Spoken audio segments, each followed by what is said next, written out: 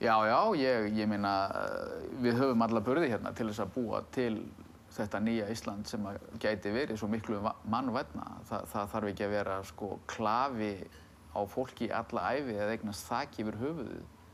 Þetta bara fyrirkomulag sem sko stjórnmálamenn hafa búið til vegna einhverra sérhagsmunaafla sem þurfa á peningum að halda.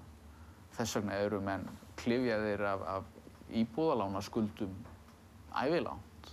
Þetta þarf ekkert að vera svona.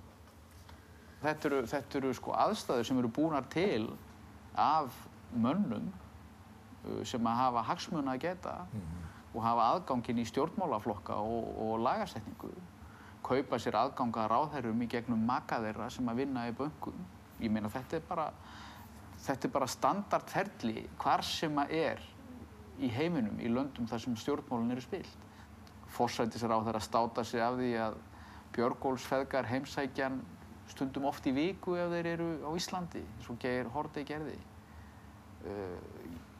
Fyrir sko 3 árum hitti ég háttsetta breska menn í breska fjármálaráðuneytinu og þeir sögðu bara að við létum rannsaka þessa menn á sínum tíma þegar þeir keyptu Landsbankann og voru að setja upp útibú hér í Bretlandi. Og við vitum það að þeir voru bara í viðskiptum við vafasöm öfl í Rússlandi. Og ég sagði að það hefði nú verið mikið talað þetta hérna á Íslandi á sínu tíma en ekkert komið út úr því og hann sagði að það kom ekkert út úr því hjá ykkur af því að þið rannsökuðu það ekki. Við einfaldlega skoðuðum málið.